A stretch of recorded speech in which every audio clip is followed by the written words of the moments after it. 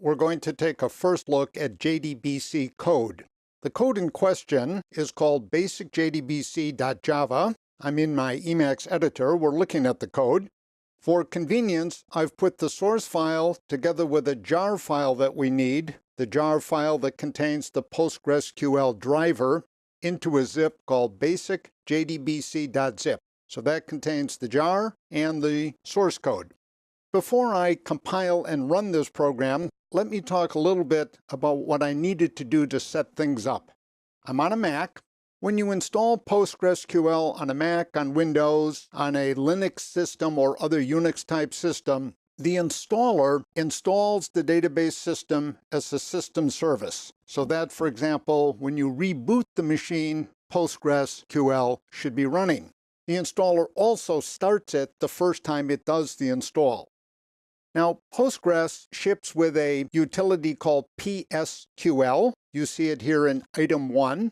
And there are different ways you can start that utility. You can do it at the command line. I'm going to use a GUI to get it started. And the bottom line is this. I need the PSQL utility to talk to Postgres in order to do 3 things.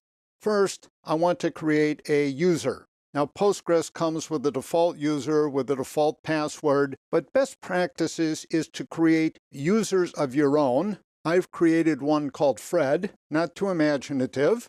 Fred is a super user, as you can see. That means Fred can create databases, delete databases, create tables, and so forth. And Fred can be used for login purposes. I then give Fred a password. That's the second command you see here, the alter. And then the third command is I create a database called ski_stuff. I'm going to use that database for my table, and then I'm going to populate the table with data. The program itself is going to create the table and then populate the table. I need PSQL to do these 3 things. 1, 2, 3. These are the commands you should enter in your PSQL. Let me show you how I got PSQL. Here's my Postgres. So I click it. And then over here on the right, you see Open PSQL. It opens up a teeny tiny window over here. Let's enhance the font here a bit. And I'm already in the utility. I can type \h to get some help. If you're familiar with SQL, you'll recognize these as sort of standard SQL commands. I can get help on a particular command, \h select, and it'll give me information about select. When I'm done, I do the quit. But before I quit I did, of course, the 3 commands that we just looked at. So I'm going to exit here. I don't need this window anymore. Let me return now to my Emacs editor.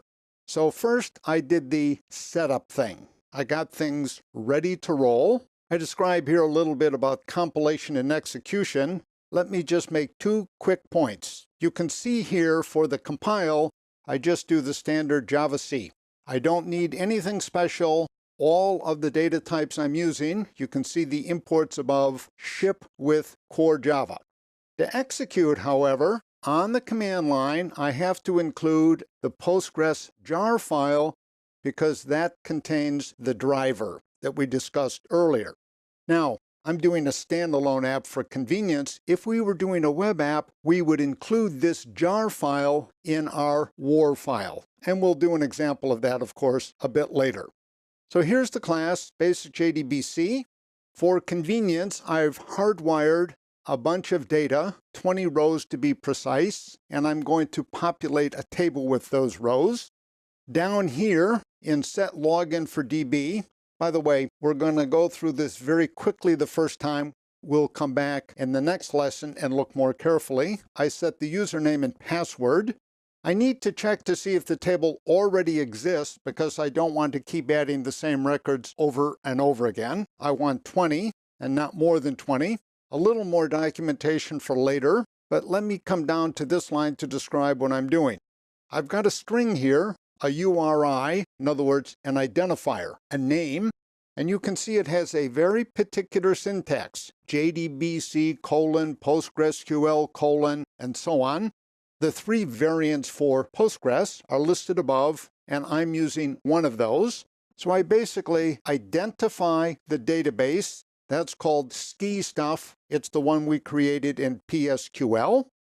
This is the all-important line for us. We load the driver. That's why we need that jar file. That's where the driver code is. We connect to the database. If the table already exists, I don't do anything. Otherwise, what I do is create the database. Technically, I'm creating the table, so that's slightly misnamed. And then I insert the rows. I commit all of the rows, so they're now in the database, and then I clean up a bit. Finally, way down at the end, I run a test. I go into the database, go into the table, grab all of the rows, and display them. So let me do that. I'm going to go to the command line. This is my bash shell. Just to be sure, I'm going to recompile. I've done this before, as you might guess, for testing. And now I'm going to run it. And as you can see, when I run it with the jar file. Let me clean things up and do the run again. So you can see Java -cp for class path. The dot is the current working directory. The colon is the separator. If you're on Windows, you might want to use a semicolon instead. PostgreSQL jdbc.jar is that jar file, and basic JDBC is the compiled Java file. I run it, bingo. There you go. You see the 20 records. Now, in a web app, of course, we would lay these out in a table or in some comparable way. We would do a bit more formatting than I've done. The leftmost column contains the IDs, 101, 102, and so forth. The reason they don't go 1 to 20, they go 101 to 120, is because I've done a bit of testing and I'm letting Postgres automatically generate the ID for me.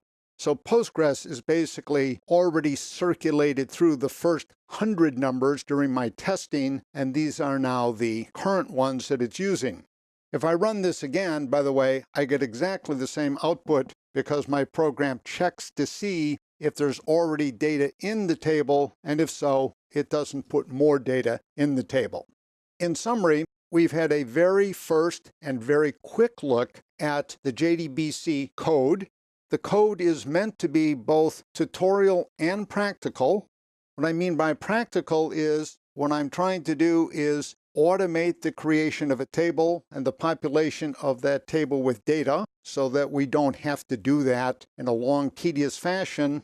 It's also tutorial in the sense that it will acquaint us with driver managers, connections, statements, and so forth. So we'll get into those details in the next lesson.